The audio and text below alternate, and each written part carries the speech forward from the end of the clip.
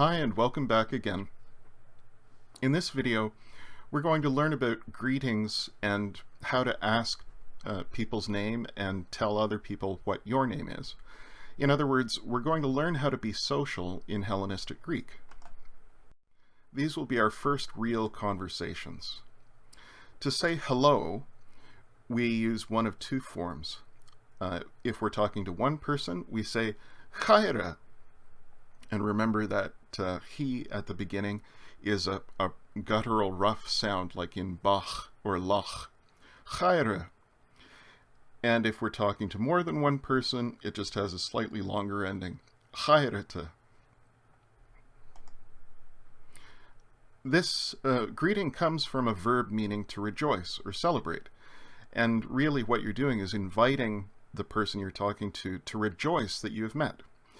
But by the 1st century, this is a stereotyped expression, and people don't think about the meaning of the words any more than English speakers today would think about the literal meaning of a phrase like hit the road. So if someone in the town says chaira, what you need to do is answer chaira in return. That's just showing good manners. You can add the person's name, chaira Alexandros, and you can add the particle o if you like, which is just a flavoring particle that you use when you're addressing someone directly and you want to be emphatic about it. Chaira o Alexandros. Hi, Alexander. We can introduce ourselves, tell people our names, with a verbless clause.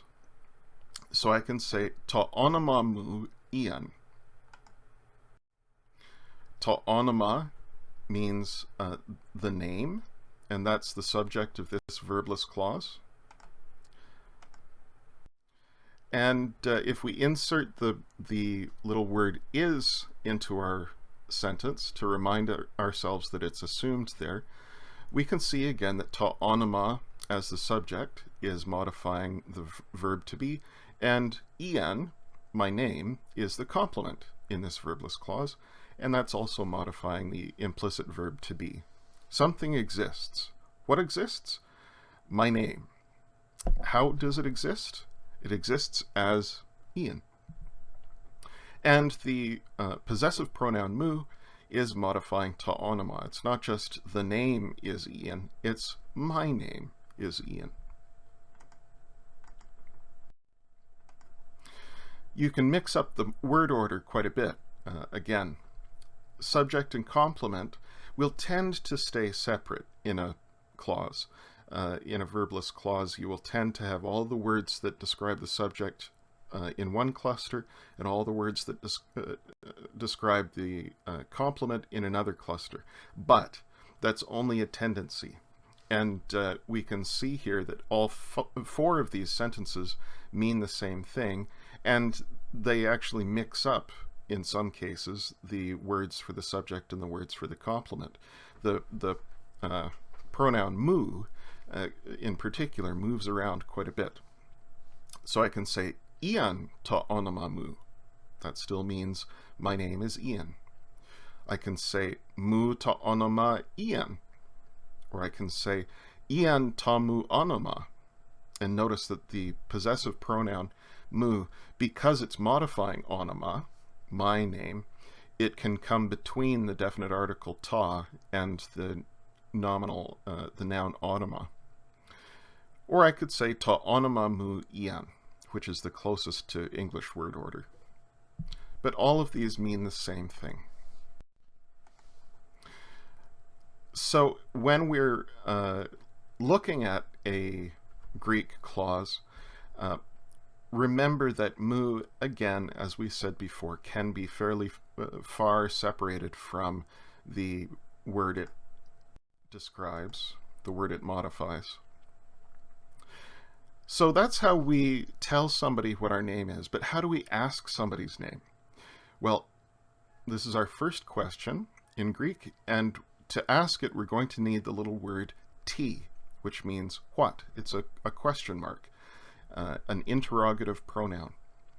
And this is the one place in this early part of the course where we do need the acute accent on T. Why? Because if you leave off the acute accent, it means something else. Here, the acute accent actually changes the meaning of the word. So, when you're answering in Paideia, you need to make sure that you type that acute accent on the interrogative pronoun T. So to ask somebody's name, I can say Ti ta onomasu. Here's what that looks like when we highlight it. We have T, the question word, modifying is, and ta onoma, modifying is as well. The name exists. How does the name exist? Well, that's what we're asking. So the name exists as what? And which name is it? It's ta onoma su, and su is modifying onoma there. As we saw before when we were telling other people our name, so here when we're asking someone else's name, the word order is highly flexible. Ti ta onoma su ta onoma ti ta su onoma, or ta onoma su ti. All of those mean the same thing. We're asking, what's your name? And just remember, when you're typing an acute accent, you will usually do this with a dead key. In other words, you'll probably, with your Greek keyboard turned on, press either the semicolon or the colon, so that's the same key with or without shift, and then type the letter, the vowel letter. So to type T, you would type on your keyboard the key for T, and then type the semicolon or colon followed by the I key, and that would give you the acute accent over the iota.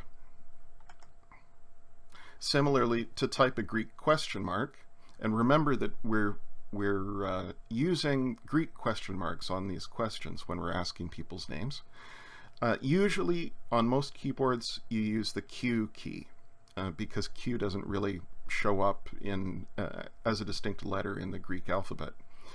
So we use the Q key, and depending on your operating system, you may need to press space, the space bar, before the question mark will actually appear. But if it appears right away when you press the Q key, then so much the better.